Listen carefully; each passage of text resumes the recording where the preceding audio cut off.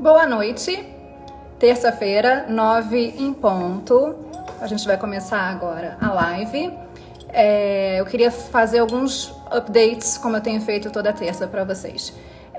Eu queria falar quais são as lives que eu tenho assistido e eu volto a reforçar a live da Denise Matar, que tem acontecido 2 vezes por semana. Eu tenho falado bastante com ela e eu tô chamando Rainha da Live. São lives assim super agradáveis de assistir. Ela tá arrebentando, os temas estão sempre atuais e super vibrantes. Você não fica entediado nem um segundo. Amanhã ela vai falar com a Elizabeth Cavalcante sobre de Cavalcante no Insta da Almeida Dale, às 4 da tarde. Outra live que eu quero dar um recadinho e chamar a atenção de vocês é para a OMA Galeria, do Tomás Pacheco, toda quarta às 9, amanhã também às 9. E o tema de amanhã é o que é arte.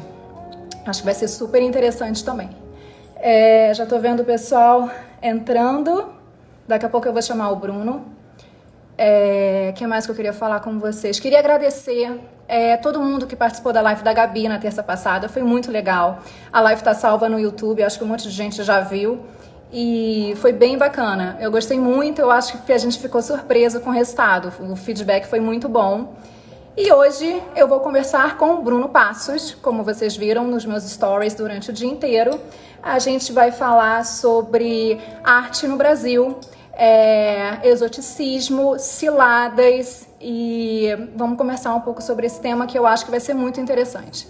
A gente recebeu um recorde absoluto de perguntas. Eu não sei se a gente vai conseguir responder tudo hoje, mas a gente vai tentar. Vocês podem ainda mandar perguntas no box, eu prometo que vou abrir e vou ler todas. Os comentários eu não consigo ler com muita frequência, porque eu presto atenção no que o Bruno fica falando, no que quem está comigo fazendo a live fala, então eu me perco um pouco. Mas, olha, tô vendo milhões de corações, continuem mandando milhões de corações, porque a gente gosta. Se tiver fazendo sentido o que a gente está falando, podem mandar 1000 corações, que a gente sabe que está no caminho certo e a gente não está viajando. Eu vou então chamar o Bruno, acho que ele já está aqui. Deixa eu ver.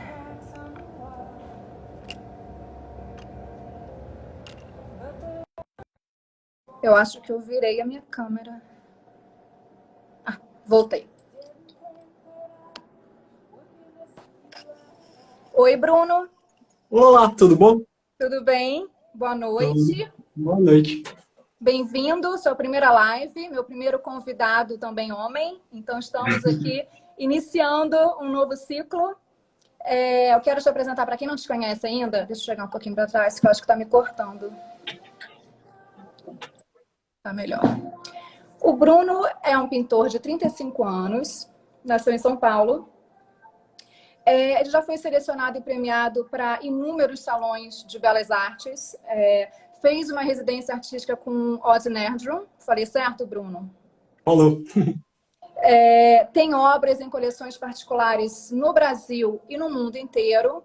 E instituições também como a Fama e a Pinacoteca de Piracicaba. Bruno, eu queria que você falasse um pouquinho sobre você também e já vou começar a fazer as perguntas porque tem muita coisa para a gente conversar hoje. Beleza. Primeiro eu queria pedir desculpa a todo mundo, que vai rolar um pouquinho de vergonha até eu pegar no tranco aqui.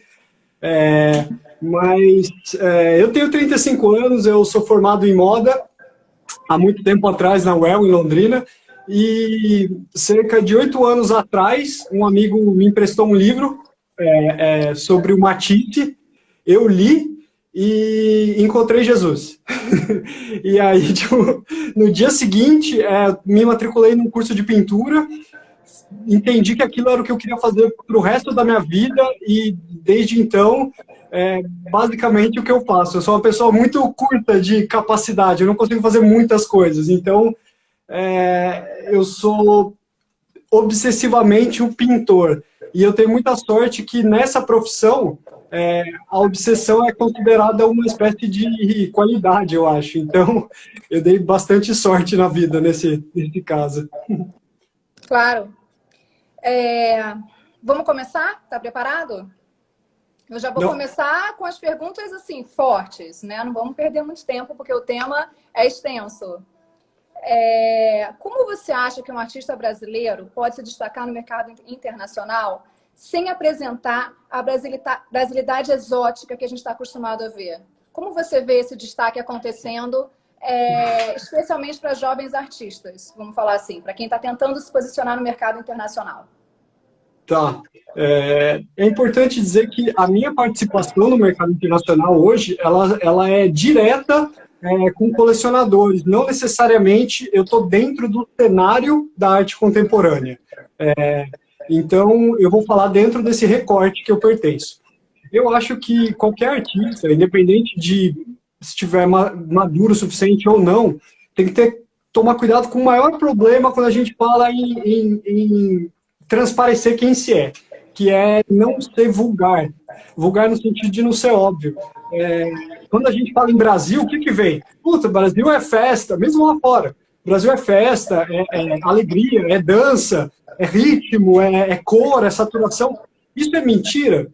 Eu acho que não é mentira. Mas isso tem que ser sob os nossos olhos, não sob os olhos alheios. Então, quando eu penso carnaval, é uma leitura muito diferente de quando alguém de fora pensa carnaval. Então, eu acho que quando a gente se posiciona no mercado internacional, eu acho que é muito importante a gente preservar ao máximo a nossa visão interior. Então, dane-se o que eles entendem como dança, como alegria, o que é que seja.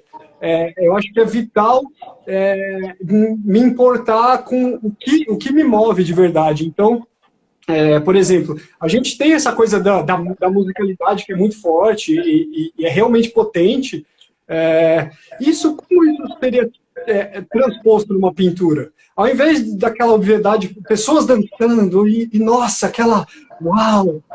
Que tal o ritmo de uma cor? Pá, pá, pá. Você criar com as cores ou com os valores certa poesia ritmada que faça uma justificativa desse nosso realmente ritmo. Eu acho que o principal é fazer apontamentos que não sejam tão óbvios num primeiro momento. Então, eu acho que o caminho é muito mais olhar para a nossa visão pessoal do que pela visão de, nossa, o que será que o americano espera do brasileiro? Excelente. Eu acho que você está falando sobre uma pergunta que também fizeram aqui, que é a questão da fetichização do artista brasileiro. A gente tem o fetiche. Eu, como mulher brasileira, morei em Nova York 5 anos, morei em Michigan. Eu sei muito bem a imagem que o Brasil tem lá fora. E o quanto isso pode ser positivo e o quanto pode ser negativo. Essa questão do fetiche já é um rótulo que você carrega, que qualquer artista ou qualquer pessoa que queira se internacionalizar carrega por si só. Como evitar isso, na sua opinião? Você falou um pouco sobre usar a musicalidade, o carnaval com as cores, usar a nossa expressão, o que a gente tem de peculiar, através da expressão artística. Mas como evitar, por exemplo, no primeiro contato? Como você quebra esse gelo do fetiche do brasileiro? Essa é uma pergunta difícil. Eu não sei nem se é viável, na verdade. Eu acho que, assim, à primeira vista, preciso aceitar que nós vamos receber uma pecha específica de um tipo de gente, como qualquer pessoa, né? Os pré-conceitos, eles realmente existem e a gente não pode retirar eles por mera vontade. Eles estão intrínsecos. Eu acho que a única coisa que cabe de novo, o mais básico e ao mesmo tempo mais difícil. Então, assim, é ser muito honesto. Por exemplo, eu gosto muito de natureza, eu gosto muito de... Eu sempre, desde moleque, eu estava em Cachoeira, morava no interior de São Paulo, tudo. Mas qual é a minha capacidade de dizer como é, por exemplo, a Amazônia? Eu nunca fui para a Amazônia. Eu não posso fazer isso. Então, eu acho que a primeira coisa é a gente segurar a nossa vontade de responder anseios exteriores, entendeu? Então, eu não posso falar como é a Amazônia, não posso.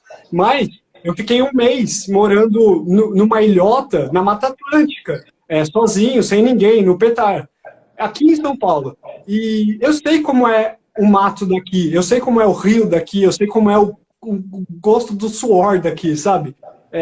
E disso eu posso falar. Então, eu acho que nesse caso, sobre o que fazer pela percepção alheia do exterior, das pessoas de outro país, eu acho que, sinceramente, não cabe a gente fazer nada. A gente tem que muito mais se preocupar em, assim, olha, serei fiel ao que me move e torço muito para que eu tenha capacidade técnica de fazer com que isso seja perceptível. Eu não acho que a gente pode, como eu vou dizer, não acho que a gente pode tirar quem é o artista brasileiro e falar assim, não, não é esse, sabe? Eu acho que isso a gente faz através de obras, através de ações, através da sinceridade, assim, é meio que o guia macro para mim. Mas você sentiu isso? Você sentiu esse rótulo? Por exemplo, quando você foi morar, você fez uma residência de 3 meses com o Odd Nerd. Você sentiu isso dos outros artistas que estavam com você? Eram muitos. Imagino que dele não, porque ele está tão acostumado a receber pessoas do mundo inteiro. Mas você sentiu esse rótulo quando você se sentiu julgado? É engraçado, porque eu senti, mas eu não achei ruim, e até era engraçado, porque eu vivia com calor e estava acostumado a cumprimentar abraçando e beijando. Então, assim, certas coisas são verdades, a gente é meio, vem cá, sabe? E eles não são, eles são, tipo, quando eu fui cumprimentar uma russa, assim, a mulher ficou meio que travada, e a gente era super amigo, né? Então é engraçado. Eu acho que, sinceramente, assim, do fundo, isso deve ser a última preocupação de alguém. Eu acho que a gente vai para fora, as pessoas vão ler a gente errado no primeiro momento, é fatal, e dane-se. Acho que o objetivo é extrapolar isso e dar tempo ao tempo. Eu acho que o principal é entender que dificilmente, em uma conversa, em uma obra, em uma imagem, alguém vai ter uma totalidade de quem você é. Então, talvez a gente tenha que ir mais devagar, esperar um pouquinho e tentar fazer com que esse negócio que a gente quase não usa mais hoje, que é o tempo das coisas, seja mais respeitado, sabe? Eu acho que é uma saída mais dura, mas ela é mais viável, sabe? Entendi. Concordo com você. Não tem como você quebrar o que o outro pensa de você, né? Exato, Muito difícil. exato. Já é um conceito dele, o que você pode responder à altura com o que você quer propor, com a sua proposta. Exato. Eu queria falar sobre a pergunta que eu coloquei no Stories, que teve uma imensa maioria de não a essa pergunta, mas teve um sim que eu achei muito interessante. Eu vou primeiro falar qual foi a pergunta. A arte brasileira precisa de uma estética pré-definida para ser aceita no mercado internacional? Eu não me lembro agora a porcentagem, mas assim, foi uma imensa maioria dizendo não, claro que não. Mas você disse que sim. Por que você acha? Porque eu acho que a gente tem essa briga de eu não vou ser estigmatizado, eu não sou o que esperam de mim. Isso é muito uma luta, mas quando a gente pensa assim, a gente está ignorando que a gente tem características regionais que realmente tornam a gente peculiar. Eu acho que essa briga por, nossa, todos são iguais, que é super saudável, ela acaba tendo uma certa distorção que faz com que algumas coisas sejam pasteurizadas. Então, assim, a estética brasileira, ela vai ser fruto da história brasileira, da geografia brasileira, de um contexto que é particular. Então, quando a gente fala que não, a gente não é uma coisa em si, a gente está dando um tiro na nossa própria identidade. Eu acho que o principal é sempre somar a identidade, tornar ela maior, mais ampla. Mas dizer que ela não existe, eu acho que é muito ingênuo, é muito um desejo de tornar igualitário certas coisas que não devem ser igualitárias, porque uma coisa é você tratar as pessoas como iguais, a outra coisa é você dizer que elas são iguais. Isso são coisas que parecem a mesma coisa, mas me parece muito diferente, sabe? Concordo com você plenamente. Eu acho que você está falando, então, desse fator exótico que o Brasil tem. E é claro que isso chama atenção. E é claro, que a gente rompe barreiras com o fator exótico. A gente é um país em desenvolvimento. A gente está começando a nossa história. A gente precisa se destacar e eu acho que não tem problema nenhum se destacar pelo que a gente tem de diferente dos outros países. E países, você vê muito a identidade de cada país da Europa na arte. Eu não vejo negativismo nenhum nisso. Eu não vejo nenhum ponto que seja, que minorize a questão de cada um ter sua identidade e usar também através da arte. Certo? Nossa, concordo plenamente. Uma pergunta que eu achei muito legal. A arte brasileira precisa ser feliz, colorida? É engraçado que quando a gente fala arte brasileira é como se fosse uma entidade, né? A gente esquece que são pessoas, né? E eu posso ser só feliz? Lógico que não. Eu vou ser puto, alegre, com tesão, com tédio, com tudo que eu possa ter. Então, quando a gente acredita um tipo de sentimento para uma população inteira, isso sim para mim é um equívoco, porque aí você está dizendo que aquela pessoa, aquela imensidão de possibilidades é uma coisa só. Ela é só um sentimento, ela é só uma faceta, sabe? Então, eu acho que não. Eu acho que ela pode ser feliz e eu acho que ela não deve ser pensada como entidade. Ela deve ser pensada como uma pessoa é.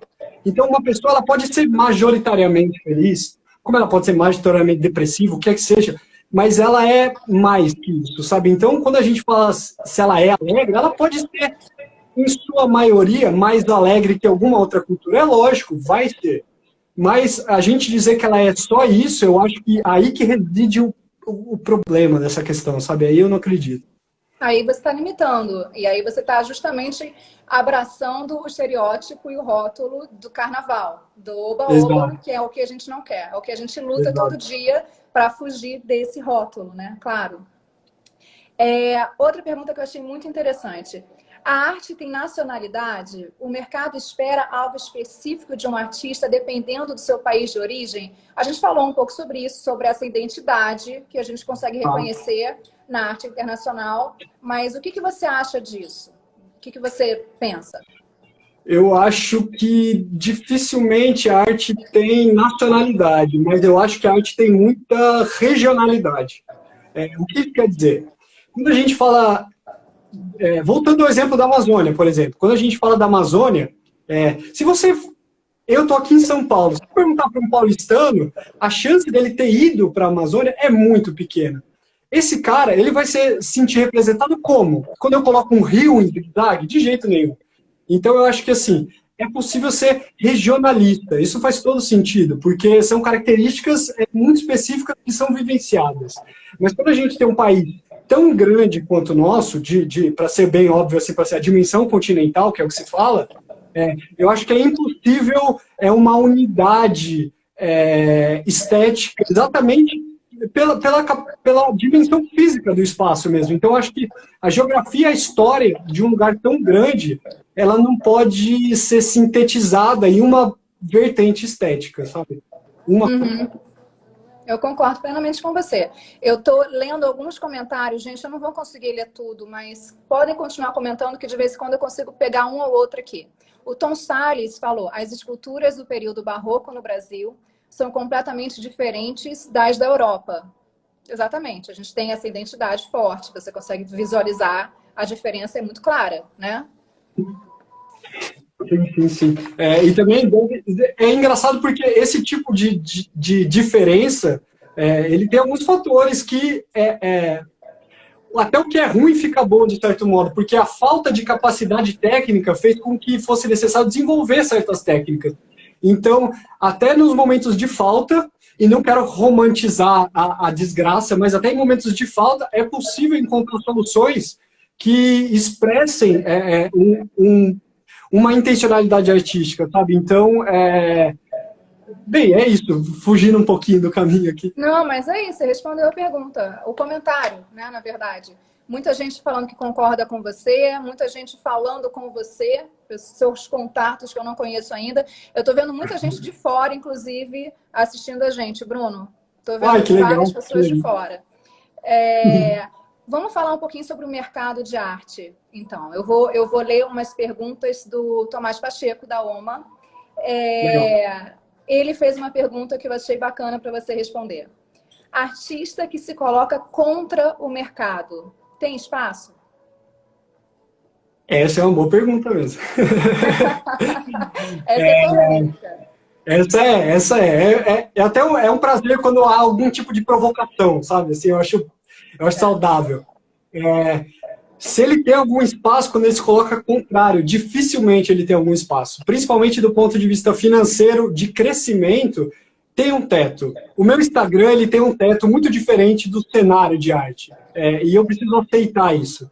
É, essa pergunta ela me lembra algumas coisas também, porque o que acontece? Eu acho que o artista, e eu mesmo fui essa pessoa muito antagônica, onde eu tinha um receio muito grande do segmento artístico, eu ainda tenho em grande parte. Por quê? Porque a gente tem um status atual onde realmente a gente não pode falar que é mentira que existam nichos, que esses nichos sejam fechados. Isso é verdade. E também porque nosso mercado é pequeno, então é natural que seja assim. Porém, durante algum tempo, eu mesmo era uma pessoa que me colocava muito contrário a isso.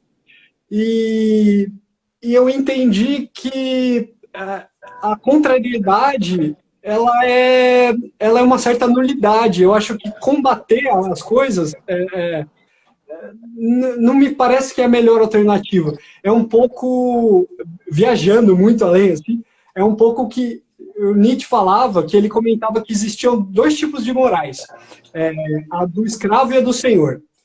A, a do senhor, ela era uma moral onde você criava coisas, onde você não se importa, você era tão forte, tão potente, que você não teria problema com ninguém, que se tivesse coisa ruim, você passava por cima, você não liga. Então você não se afeta.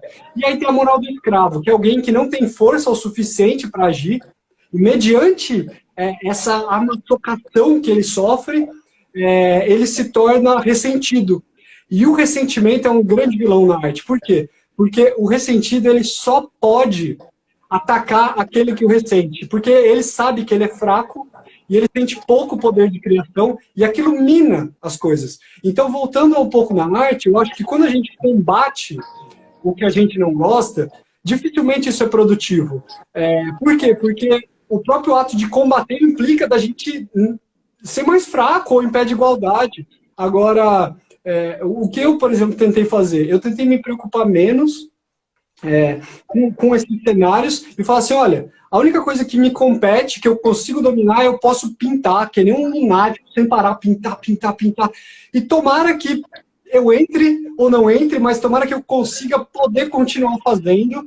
E a partir do momento que eu tomei essa diretriz, eu notei que as coisas se tornaram mais fluídas. E mesmo que minhas ressalvas, ora se confirmem, ora se sejam totalmente equivocadas, isso não me afeta mais tanto. E eu acho que é muito mais saudável não ser um antagonista ao mercado, mas também não ser... o principal é assim, seja o artista que você é, e o mercado será o mercado que ele é, e se essas coisas se juntarem, se elas se reunirem, vai ser um processo orgânico. E dificilmente você consegue desenlaçar o orgânico. Então, essa organicidade ela tem uma potência que torna as coisas maiores, sabe? Então, eu sei que eu dei uma volta meio grande, mas é meio Não, mas que o que isso. você está falando faz todo sentido. Eu acho que quando você falou muito sobre lutar contra o mercado, e aí você, de uma certa forma, fica menor, você se sente numa ponta mais fraca,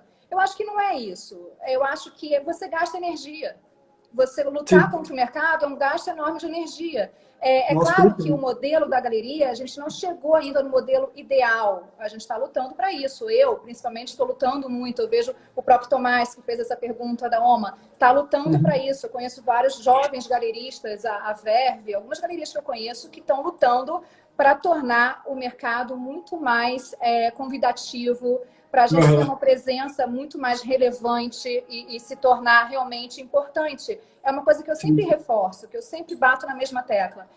Para você ser relevante hoje em dia como galerista, você precisa fazer um trabalho muito bem feito, você precisa fortalecer muito essa relação com o artista, porque tem que se diferenciar. O artista já está no mundo, ele já está se expondo. Então, a parte comercial já está muito solta. Como você cria realmente uma relação que seja benéfica para as duas partes? Esse é o ponto.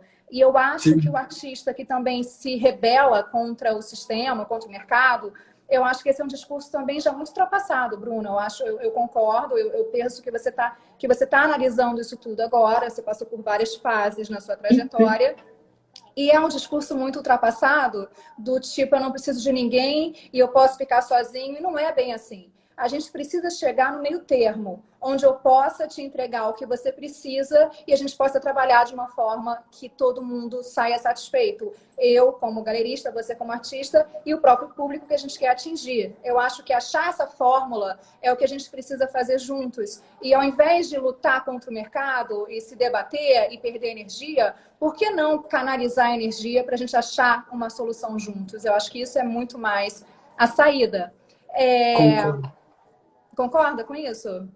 Totalmente, totalmente. Eu demorei para concordar com isso, mas tem certas coisas que a gente precisa, eu acho, acalmar o nosso ímpeto revolucionário e entender mais, porque assim, dificilmente o nosso antagonista, ele é o vilão e a gente é o mocinho. Existe muito mais linhas cinzas nisso. Então, quando a gente aceita um pouco da nossa canalice, é mais fácil aceitar que os outros também tenham problemas ou que uma estrutura de mercado não seja a que a gente está acostumado. Eu acho que essa maturidade, ela, infelizmente, ela vem com o tempo, mas ela é muito saudável, assim, muito saudável. Não, eu acho que é um processo do artista também, de ter essa maturidade e de querer unir forças. Eu acho que essa é a grande saída, unir forças. O mercado não é ideal. Eu, como galerista, não acho que o mercado seja ideal. Eu enfrento no meu dia a dia inúmeros problemas também, assim como os artistas enfrentam. E o que a gente precisa fazer é unir essas forças. Eu vou, então, pular uma pergunta do Tomás, depois eu volto e vou para uma outra pergunta que eu achei também que linka com o que você falou agora. Você acha a arte ainda elitista? Como ver a arte em um país como o nosso? Eu acho que a arte ainda é elitista, eu acho que a arte será elitista, eu acho que ela só deixará de ser elitista quando todos formos elite, o que dificilmente vai ocorrer. Eu acho que, nesse quesito, é importante a gente não ser ingênuo. Por quê? Porque para você conseguir adentrar os códigos, as linguagens artísticas, é preciso de conhecimento, é preciso...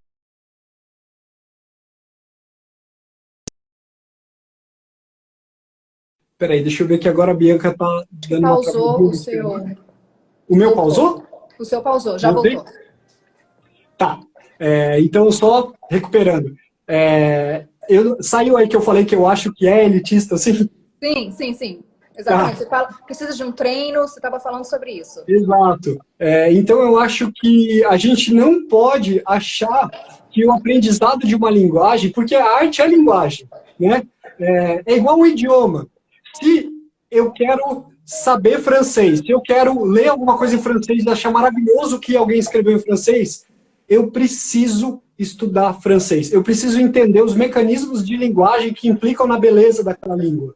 Então, na arte é a mesma coisa. Eu não vou conseguir apreciar a totalidade de uma obra se eu não estudar, se eu não entender os signos que permeiam aquela atmosfera. Então, eu acho que eu não posso falar que a pessoa que trabalha 10 horas por dia, pega um ônibus, fica no translado 2 horas, fez o diabo 4, vai conseguir chegar no final do dia e sair estudando a história da arte. Então, eu não posso ter esse canalha que fala que isso é possível, entendeu? Eu posso tentar fazer com que ela seja o mais acessível possível. Isso é importante, mas eu não posso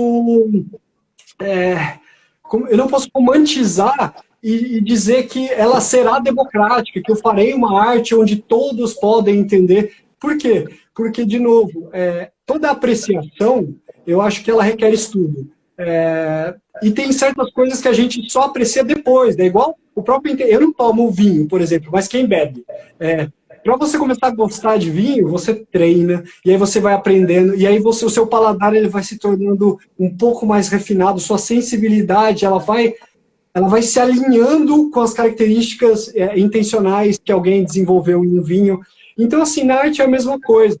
É lógico que o figurativo, por ser a mimesis, por ser certa espécie de espelho, ela é mais fácil de ser percebida.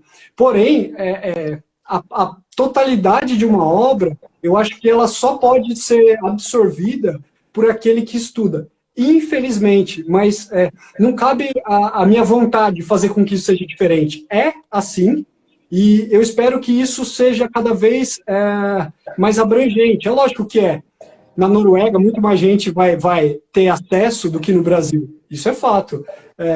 Mas eu tenho que saber que nunca vai ser possível que a arte seja essa coisa massivamente apreciada, porque é preciso muito trabalho para conseguir apreciar, infelizmente, eu acho.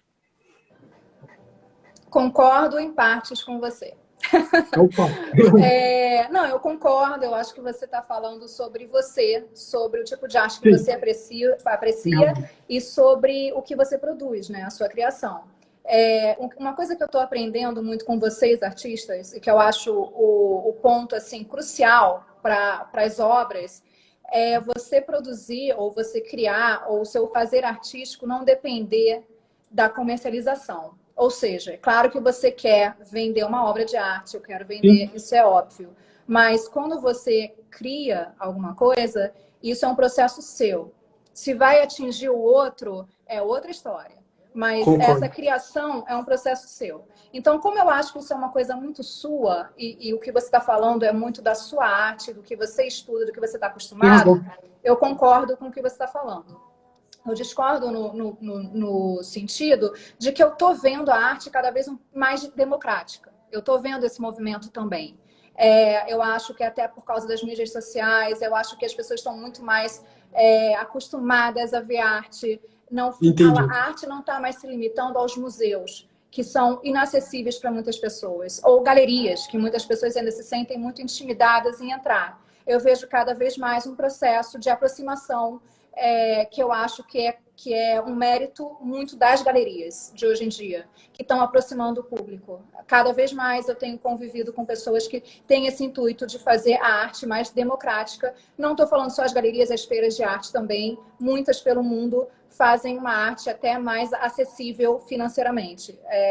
Então, eu acho que a gente pode caminhar, sim, para essa arte um pouco menos elitista e democratizar um pouco mais nesse sentido. Não, sensacional. Eu só quero estar errado, na verdade. Exatamente. A gente está lutando para isso, né? Você está fazendo uma análise do que é parte do cenário atual e eu estou dando uma visão um pouco mais otimista que também faz parte do que está acontecendo. Eu acho que o que você fala faz muito sentido, no sentido que, assim, isso é uma régua muito grande. Então, é possível ainda ser muito mais democrática do que é. Não é possível ser totalmente democrática, e eu tenho certeza que não é. Mas ainda tem uma margem muito grande que pode crescer. Eu acho que eu concordo com isso totalmente, cara. Eu acho que é um pouco o nosso papel. Eu, como galerista, você, como artista, a gente democratizar um pouco mais. A gente... Agora, o Bruno parou. Não sei se eu parei, gente. Vocês estão me vendo? Tô. Tá me vendo? Você que deu uma travada. Tá tudo normal aqui. Tá. Eu estou vendo esse movimento e eu estou trabalhando para isso. Eu acho que o artista também precisa trabalhar. Você tem as suas obras na mídia social, você se faz muito acessível. Você é o zero artista com a aura do inatingível. Você é um cara acessível, você responde Facebook, você responde mensagem, você está sempre em comunicação com qualquer apreciador da sua arte. Isso é uma forma que você está fazendo de democratização também. Por mais que a gente esteja ainda num ambiente elitista, você está se tornando um pouco mais acessível. Isso eu acho um mérito enorme seu. Eu recebi várias perguntas. A gente está discutindo muito sobre o momento atual, claro, o que a gente está vivendo como sociedade mundial. E eu queria ler para você, eu juntei as perguntas em uma da Pamela Carpes. Eu queria ler para você como a pandemia afeta a arte e vice-versa. Tá, eu acho que isso eu vou voltar um pouco àquele ponto onde a arte não é uma entidade. A arte são pessoas fazendo coisas. Então, como afeta a arte, como afeta eu, como afeta você, como afeta qualquer um. Eu acho que não existe esse ser sem cara. Então, e afeta eu do mesmo jeito que qualquer outra pessoa, que o vendedor, que a diarista, que o dono de empresa, o que seja. Por quê? Porque é um momento onde existem limitações físicas e psicológicas, de certo modo, e isso implica em certo travamento, né? Então, eu acho que é unânime que isso é ruim, é unânime. E eu acho que tem que tomar cuidado para a gente não romantizar o fato de artistas crescem durante crise, artistas são o baluarte da bondade, enfim. Eu acho que não pode, a gente não pode colocar a arte como sociologia 100%. A arte, às vezes, ela vai ser fraca, porque ela tem que ser fraca, porque ela não é uma resposta moral. A arte é uma resposta emocional, então é natural que ela decaia em algum momento. Se você pegar, tipo, o Matisse, cara, o Matisse, um dos maiores da história, durante a guerra, ele não fez grandes coisas. Ele fez um ou outro trabalho, mas, assim, não existiu aquele, nossa, o Matisse na guerra salvou o planeta. Eu acho que isso é um erro atroz, assim, sabe? Então, a gente é mais um tentando ser melhor. E é basicamente isso só, sabe? Não tem muito mais. Bruno, maravilhoso o que você está falando. Eu estou sentindo uma pressão enorme na arte para esse momento. É claro que a gente sabe a importância da arte. Sim. Todo mundo está falando. Eu vejo muito, as pessoas estão lendo muito, vendo muitos filmes, claro, ouvindo música e apreciando arte. É óbvio que o escape sempre é a arte. Claro, é o nosso antídoto, né, para a vida. E sempre foi, em qualquer momento. Mas atribuir a vocês, artistas, uma posição e uma função social nesse momento, eu acho que é um peso muito grande. Vocês, assim como qualquer outro ser humano, vocês estão passando por tudo que a gente está passando também. Vocês estão fragilizados, vocês estão ansiosos, vocês estão tendo milhões, vocês estão num turbilhão de sentimentos e por serem mais sensíveis que a média, porque vocês são artistas, vocês estão vivendo isso tudo de uma forma que a gente não pode simplesmente entregar o problema para vocês e dizer, me entretenha. Isso é muito errado. Certo? Você concorda comigo? Porra, eu concordo demais, cara. E assim, é uma grande...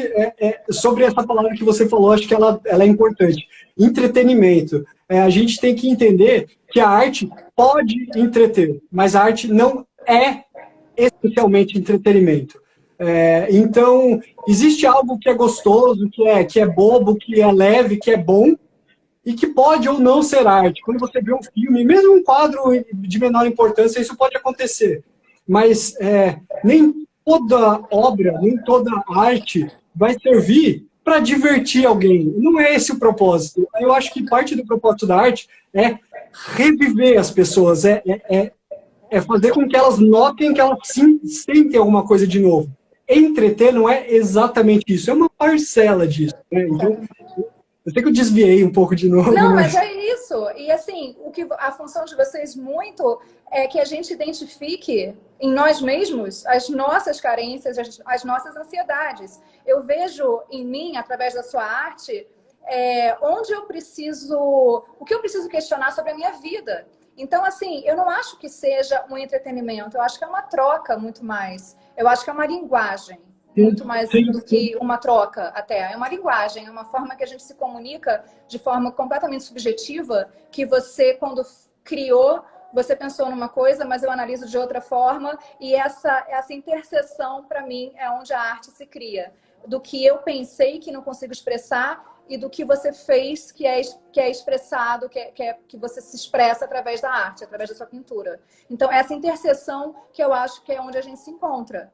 E essa interseção precisa ser cuidada. A gente não pode tornar essa linguagem uma obrigação de vocês de retratar. É claro que muitas obras estão acontecendo agora. Existe, como eu falei na outra live, um museu virtual sobre o Covid-19, com obras feitas nesse período. Mas, por exemplo, a própria Paula Klein está falando aqui. A gente fez uma live também, ela falou sobre isso, ela está no momento de casulo.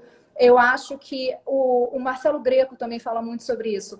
A gente está no momento de analisar o que está acontecendo e esperar. A gente não sabe o que vai acontecer. E vocês também. Então, eu acho que essa produção desenfreada não tem propósito nenhum. Eu acho que é um momento muito mais de análise, introspecção e casulo, mesmo recolhimento, do que produção desenfreada. Penso assim. Aí eu também linkei com uma outra pergunta que a gente recebeu.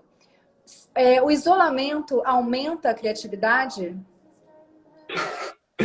Cara, eu acho que sim, mas eu acho que isso não é nada bom. Por quê? Porque, lógico que aumenta a criatividade. Você está enjaulado num apartamento, amassocado, sem conseguir pintar.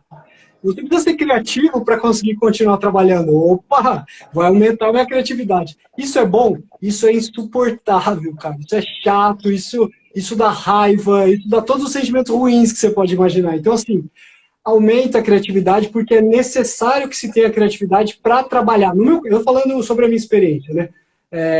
Mas do ponto de vista se isso é positivo, eu acho que não é positivo. Embora aumente, eu acho que é um porre, cara, que você precise ser criativo para trabalhar. Porque, assim, eu já estou trabalhando. Jesus, eu preciso pensar em maneiras mirabolantes para eu continuar trabalhando. Então, sim, a gente estimula a criatividade e não, isso não é uma coisa gostosa, nem um pouco, eu acho. Eu concordo 100% com você. Eu não sou artista, mas convivo com vocês diariamente, ainda mais agora. Eu tenho falado muito mais com vocês, inclusive, do que eu falava antes, porque por vários motivos, o projeto que a gente está fazendo juntos, assuntos que chegam, acho que a gente ficou mais próximo, né? É engraçado, nesse momento as pessoas estão mais próximas. Sim, Mas sim. eu vejo muito isso, e como a gente precisa respeitar o momento de cada um também, né? Então, acho isso essencial. Vamos falar um pouco sobre pintura. A Laís Piedro fez uma pergunta. Grandes pintores pintam com coração ou é tudo questão de técnica? Eu acho que é uma falsa dicotomia aí, porque não existe essa comparação. Por quê? Porque para você pintar com o coração, para você chegar no estágio onde o seu trabalho é realizado de modo orgânico, onde você pode, sua mão ser uma continuidade da sua raiva ou do seu tesão, é preciso que sua técnica seja tão afiada, onde você nem pense que está realizando. Então, assim, para mim o grande ponto é que, para você pintar com o coração, antes de tudo, é preciso um domínio da ferramenta, um domínio da linguagem. E uma vez que você tem esse domínio, ou quão maior for o domínio, maior será a sua capacidade de pintar com o coração, nesse caso, ou utilizar os sentimentos. Então, eu acho que a técnica ela é inerente, ela é o primeiro, ela é a base. Não há coração num quadro se não há linguagem. Então, um escritor, ele só pode fazer um fantástico, ter um livro da alma dele, se ele tiver a capacidade técnica de expressar os sentimentos através dessa plataforma. E com a pintura eu acho que é a mesma coisa. Não existe essa mágica de repente eu fiz esse coração, nunca tinha pintado. Então eu acho que o treino, a disciplina e a técnica levam a pincelada feita com emoção. Eu acho que essa é a ordem, sabe? É bem o que você está falando do seu método, do seu processo. Eu acabo sendo meio fechadinho. Claro, assim, eu falo, mas você fala de você, é óbvio, você conhece, você fala do seu conhecimento. Eu vejo exatamente isso em você. Você se descreveu agora para mim. E você faz esse exercício diário. Eu vejo que a pintura para você é uma necessidade diária. Isso que eu acho muito interessante. Por mais que você, de repente, esteja num dia não tão propício, você meio que se obriga a pintar e talvez pintando o seu dia fique melhor, não sei. Eu acho que é um ofício, né? De certo modo, a gente... essa romantização ela me incomoda um pouco, porque todos os artistas que eu admiro muito, que eu conheci, quando eu fui conhecer o cubano, o Júlio Larraz, quando eu fui conhecer o Odd Nerdrum, lá da Noruega também, enfim... quando eu conheci essas pessoas, eles tinham um comportamento que eu fiquei muito feliz de me identificar, que eles eram pintores, ou eles realizavam um ofício. Pintores não são rockstars, a gente trabalha, um dia igual ao outro, igual ao outro. Eu imagino que a pintura, eu sempre falo que a pintura para mim, ela não é paixão, ela é fome. Eu não acordo apaixonado por pintar, mas eu preciso pintar, igual eu preciso almoçar. Se eu não almoçar, eu fico louco, se eu não pintar, eu fico louco, cara. Então, a criação, ela não se coloca como um romance, um amor para mim, ela se coloca com um estômago mesmo, sabe? É como sendo uma necessidade básica que eu apenas realizo. Muitas pessoas perguntaram, inclusive, sobre o processo que você teve. Você tinha uma marca de camisas, certo? Uma marca de roupas, e você largou qualquer outra profissão que você teve antes para pintar. E como foi isso? Foi natural? Eu já li muito sobre esse processo todo através até da Camila, sua mulher, que fala muito sobre essa transição que vocês tiveram juntos. Mas eu queria que você falasse um pouco para quem não conhece, e muitas pessoas me perguntaram sobre isso. Como foi essa transição?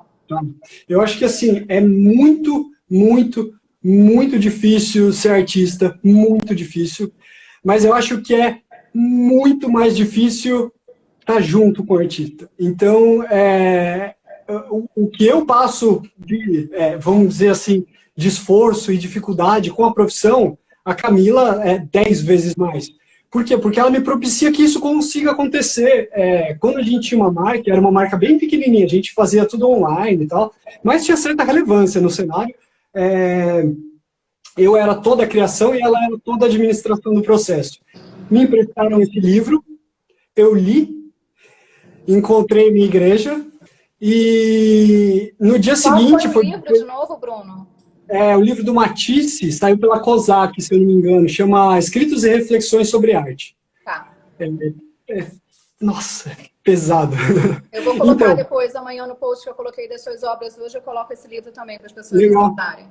Legal. Então, o que aconteceu? Eu li, e aí rolou esse choque, eu entrei num curso semanal, pintei uma pintura em 2 semanas lá, horrorosa, e vi que era aquilo. E aí foi muito louco, porque eu peguei e virei para ela e falei assim, olha, eu não consigo fazer mais nada, eu não tenho rumo, alguma coisa aconteceu que deu ruim e eu só consigo fazer isso.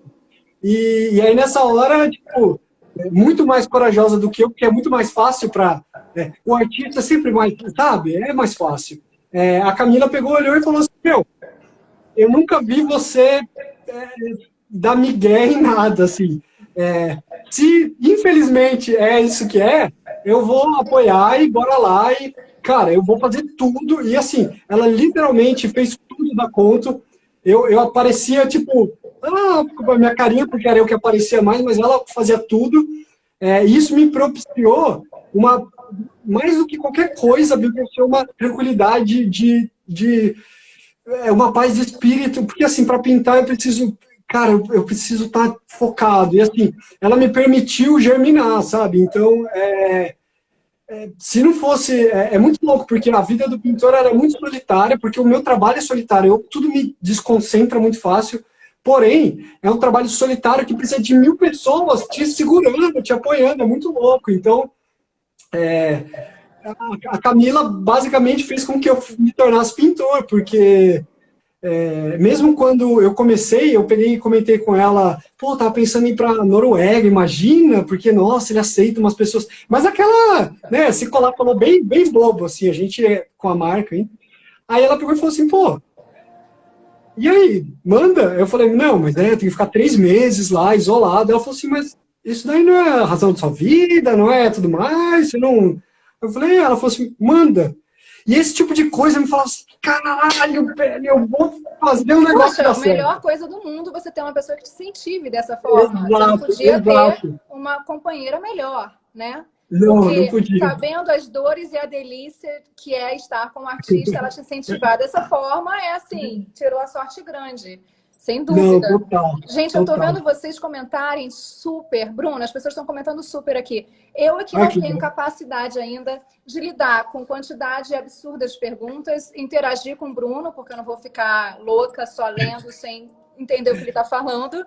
Mas, assim, tô vendo a Paula Klein dizendo, por exemplo, que ela não está vendo nada interessante, artístico, nesse momento. Eu estou vendo... Olha, é engraçado que tá tendo um diálogo aqui. As pessoas estão se comunicando, fazendo Ah, é? perguntas um para o outro. Então, o Tom Salles falou com a Fabi, consumo comercial ou visual. Eu não vi o comentário da Fabi.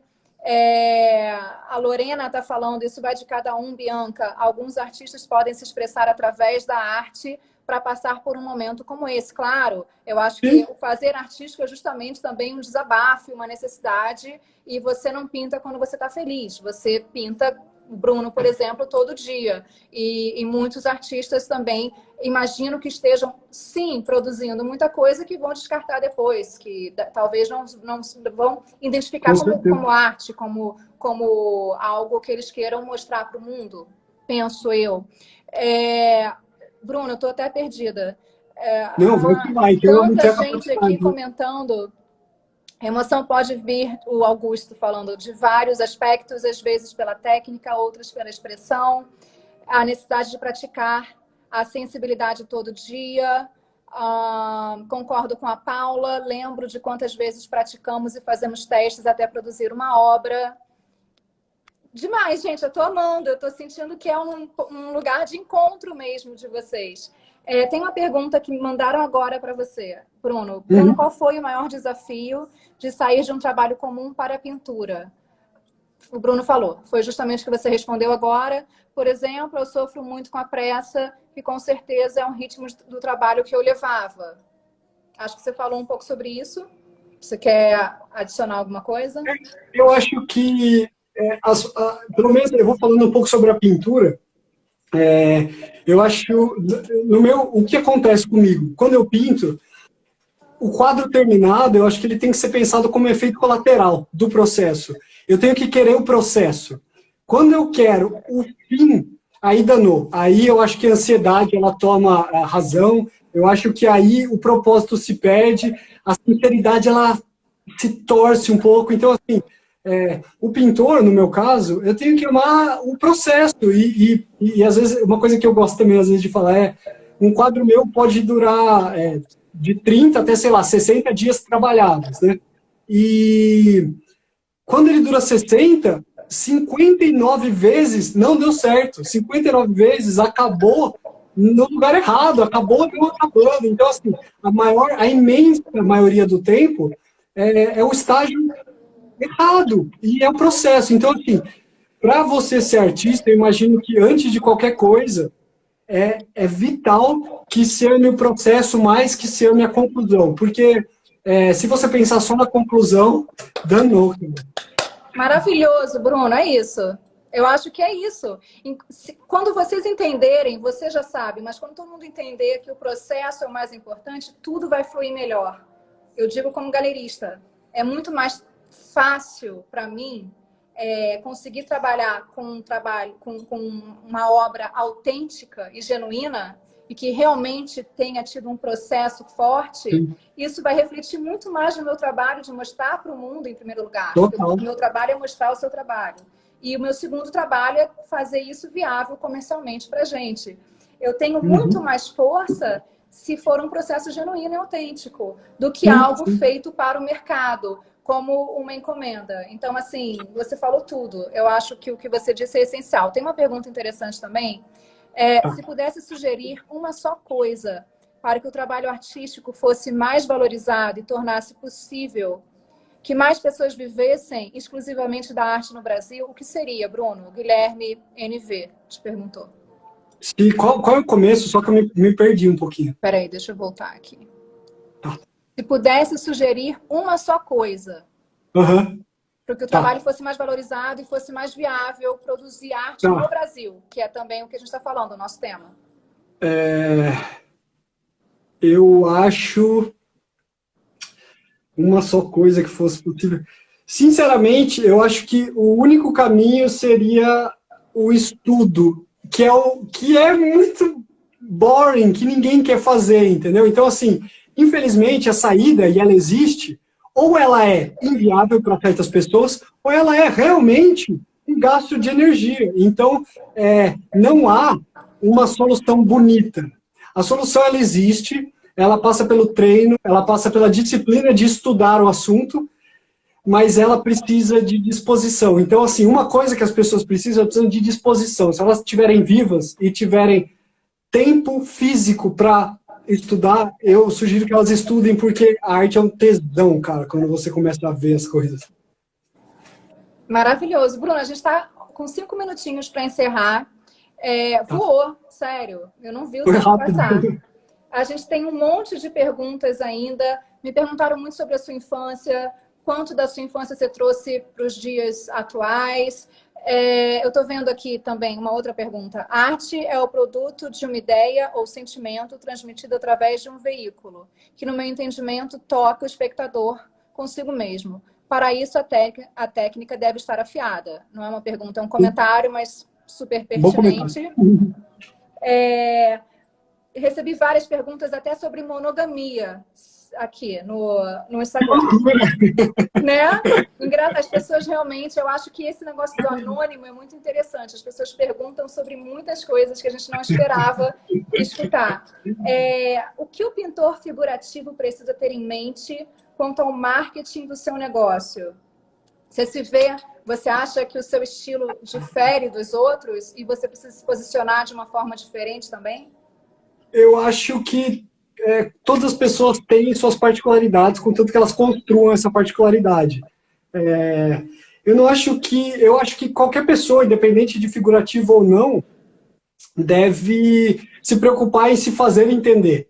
Então, como é o que eu te falei, a dificuldade de treinar as coisas, de treinar a apreciação artística, o que eu faço particularmente além de pintar, além de realizar o ofício, eu tento sempre decupar quais são os símbolos que me fizeram construir essa ferramenta. Então, se fosse dar um conselho simples, seria torne tangível para o leigo como você criou aquilo, porque aquilo é muito mais, a representação final, ela é só a capa de tudo que você sentiu. Então, quanto mais você conseguir tornar isso claro, mais fácil vai ser para você vender sua obra, né? E continuar fazendo o que você faz. Maravilhoso, Bruno. Eu estou aqui nervosa porque olha, daqui para baixo não foram respondidas. Já ouvi várias pessoas falando, precisamos de outra live com o Bruno. Sim, vamos fazer outra live, porque, sério, a gente precisa terminar, porque senão vão cortar a gente perde. Essa live vai ficar salva no Stories da galeria, mas depois vai para o YouTube, todo mundo vai poder assistir. O Tomás Pacheco entrou agora, então ele precisa voltar lá no começo, porque a gente respondeu várias perguntas dele. Alan Seabra, o Ian, a Gisele, um monte de gente falando com a gente. Milhões... Uma pessoa perguntando, tomara que dê tempo para responder minha pergunta. Desculpa, eu já nem vejo mais aqui a sua pergunta, mas mandem mais fazer de perguntas, novo. Né? A gente volta, Bruno, o que você acha? Volta. Eu sinto que a gente falou, sei lá, 1/10 do que a gente poderia ter falado e tem muita coisa ainda para a gente discutir, certo? Tem bastante. Eu acho que todo mundo gostou. Estou vendo muita gente elogiando. Que bom, Bruno. Te agradeço imensamente. Muito obrigada por você ter aceitado o convite. Foi uma live muito especial. Eu acho que a gente realmente tinha muita coisa para conversar. Sim. Você tem muito a dizer. E, assim, eu acho interessante o desafio que você propõe para mim, como galerista, para o mercado e as propostas que podem vir dessa conversa, como a gente consegue melhorar para, de repente, chegar ao ideal um pouquinho mais, para a gente caminhar para esse caminho. Tá bom? Obrigada, gente. Boa noite. Adorei a participação de vocês. Desculpa não ter conseguido ler tudo, mas a gente volta e continuem mandando perguntas que a gente vai responder. Todo mundo volta. Preciso desligar, senão a gente vai perder a live. Gente, obrigada. Amei. Até mais. Boa noite. Até mais. Tchau. Valeu, Bianca. Obrigada, Bruno.